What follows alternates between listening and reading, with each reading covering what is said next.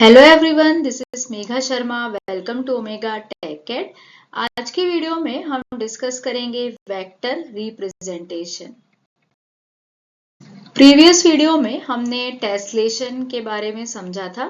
Tessellation में हम space को सेल में डिवाइड करते हैं, जैसे कि स्क्वायर, हेक्सागोन, और हर एक सेल में डेटा स्टोर होता है, जैसे कि एलिवेशन, टेम्परेचर।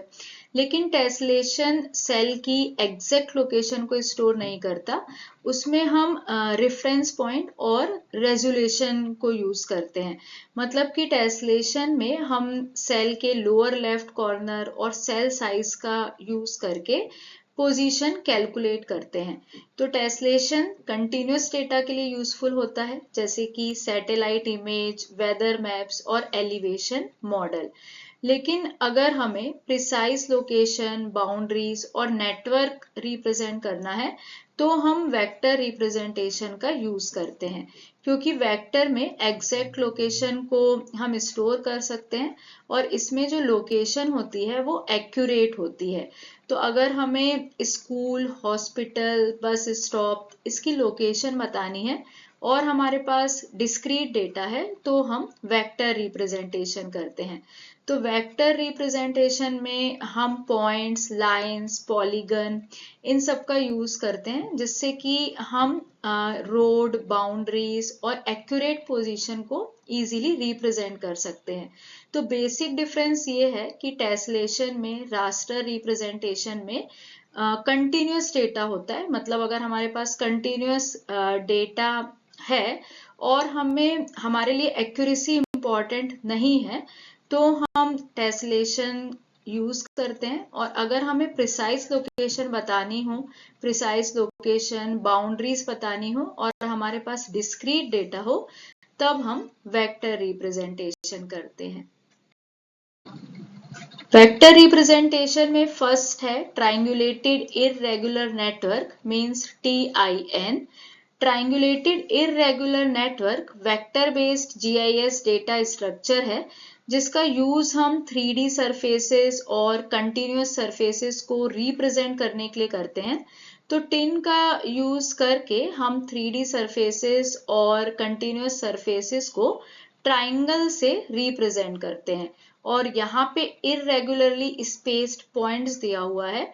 इसका मतलब ये है कि हमारे पास स्पेस में जो सेट ऑफ पॉइंट है उन सबकी हाइट वैल्यू है, मतलब कि एलिवेशन वैल्यू है। और हम इन पॉइंट्स को रेगुलर ग्रिड की तरह कनेक्ट नहीं करेंगे, जैसे कि चेस बोर्ड होता है, जैसे कि ग्रिड होता है, जहाँ पे जो पॉइंट्स होते हैं वो यूनिफॉर्मली अरेंज्ड होते हैं। जैसे ग्रिड में भी जो पॉइंट्स होते हैं वो यूनिफॉर्मली अरेंज्ड होते हैं। लेकिन यहाँ पे हम पॉइंट्स को ग्रिड की तरह कनेक्ट नहीं करते, बल्कि हम इन पॉइंट्स को ट्राइंगल से कनेक्ट करते हैं।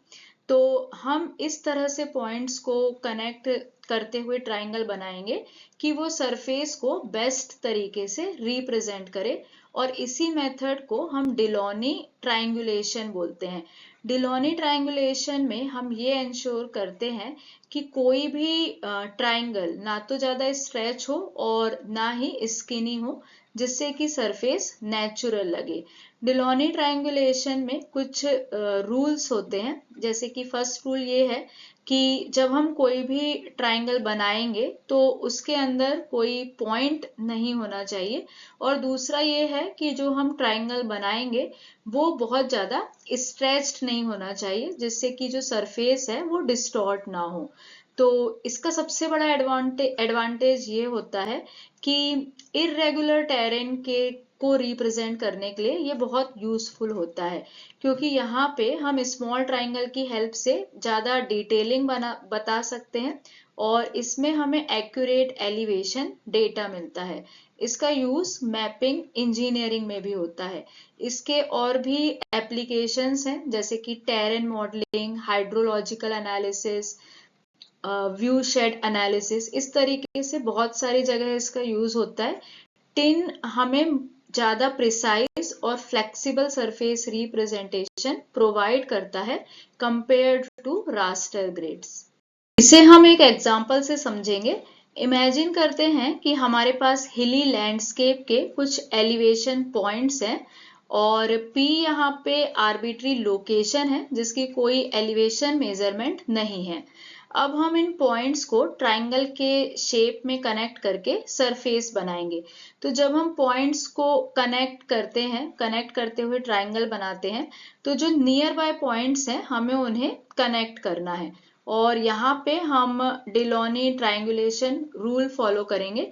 मतलब हमें इस तरह से पॉइंट्स कनेक्ट करना है कि कोई भी पॉइंट्स ट्राइंगल के अंदर नहीं होना चाहिए। तो हमारे पास अलग अलग ऑप्शंस अवेलेबल हो सकते हैं कि हम किस तरीके से पॉइंट्स को कनेक्ट करें। तो अलग अलग ऑप्शंस हैं, लेकिन हमें रूल फॉलो करना है। फर्स्ट रूल तो ये है कि कोई भी पॉइंट जो है वो ट्राइंगल के अंदर नहीं होना चाहिए। और दूसरा रूल ये है कि हमें स्ट्रेच ट्राइंगल को अवॉइड करना है। तो यहाँ पे हम केस देख सकते हैं। फर्स्ट केस में हमने जो पॉइंट्स कनेक्ट किए हैं उससे हमें बहुत सारे स्ट्रेच ट्राइंगल्स मिल रहे हैं, जो कि सही नहीं है, क्योंकि डिलॉनी ट्राइंगुलेशन में जो रूल है उसके अकॉर्डिंग जो ट्राइंगल हम बनाते हैं वो स्ट्रेच नहीं होना चाहिए, वो शार्प ट्राइंगल नहीं होने चाहिए। तो सेकेंड जो केस है वो करेक्ट है, इसी को हम डिलॉनी ट्राइंगुलेशन बोलते हैं, क्योंकि यहाँ पे हमें इक्विलेटरल ट्राइंगल मिल रहा है और जो ट्राइंगल हमें मिल रहा है वो स्ट्रेच्ड भी नहीं है। तो बी यहाँ पे जो है वो करेक्ट है और इसी को हम डिलॉनी ट्राइंगुलेशन रूल बोलते हैं। तो हमें ट्राइंगल इस तरीके से बनाना है, हमें पॉइंट्स को इस तरह से कनेक्ट करना है कि हमें बहुत ज्यादा लॉन्ग और स्किनी ट्राइंगल्स नहीं मिले। हमें स्ट्रेच्ड और शार्प ट्राइंगल को अवॉइड करना है। नेक्स्ट रिप्रेजेंटेशन है पॉइंट रिप्रेजेंटेशंस। अगर 2 डायमेंशनल स्पेस है तो हम कोऑर्डिनेट्स यूज करते हैं x, y, और 3D के लिए हम कोऑर्डिनेट्स लिखते हैं x, y, z। तो अगर हमें ऐसे फीचर्स बताने हैं जिसका कोई साइज और शेप नहीं है, हमें सिर्फ लोकेशन बतानी है, तो हम पॉइंट्स का यूज करते हैं, जैसे कि फोन बूथ, म्यूजियम या फिर कोई बस स्टॉप है, उसकी अगर हमें एग्जैक्ट लोकेशन बतानी है तो हम उसे पॉइंट से रिप्रेजेंट करते हैं। लार्ज फीचर्स हैं जैसे कि पार्क है या फिर कोई एरिया हमें बताना है, कोई रोड बतानी है, तो उसको हम पॉइंट से रिप्रेजेंट नहीं कर सकते। नेक्स्ट है लाइन रिप्रेजेंटेशंस। 1 डायमेंशनल फीचर्स को रिप्रेजेंट करने के लिए हम लाइन का यूज करते हैं, जैसे कि रोड, रिवर्स, इस तरह से अगर हमें रिप्रेजेंट करना है तो हम लाइन का यूज करेंगे। लाइन में 2 एंड नोड्स होते हैं और इसको प्रॉपर शेप देने के लिए इसमें ऑप्शनल इंटरनल वर्टाइसेस भी हो सकते हैं। जैसे कि डायग्राम में हम देखते हैं, ये लाइन रिप्रेजेंटेशन है जिसमें 3 वर्टाइसेस हैं और 3 वर्टाइसेस हैं, इसीलिए यहाँ पे टोटल 4 लाइन सेगमेंट्स हैं। नेक्स्ट है एरिया रिप्रेजेंटेशंस। एरिया को रिप्रेजेंट करने के लिए हम पॉलीगन्स का यूज करते हैं। एरिया को सेट ऑफ नोड्स और आर्क से डिफाइन किया जाता है। पॉलीगन यूजली नॉन ओवरलैपिंग होते हैं और सिंगल डेटा लेयर पे स्टोर होते हैं। तो जब भी हमें कोई क्लोज्ड एरिया रिप्रेजेंट करना है, जैसे कि कोई गार्डन है, कोई पार्क है, कोई क्लोज्ड एरिया रिप्रेजेंट करना है, तो हम पॉलीगन का यूज करते हैं। पॉलीगन सबसे सिंपल तरीका है एरिया को रिप्रेजेंट करने का। कई बार ऐसा हो सकता है कि कर्वी और फजी बाउंड्री हो, जिसकी वजह से हम इसे एक्यूरेटली रिप्रेजेंट नहीं कर पा रहे हो, लेकिन फिर भी अगर हमें एरिया को रिप्रेजेंट करना है तो हम पॉलीगन का यूज करते हैं।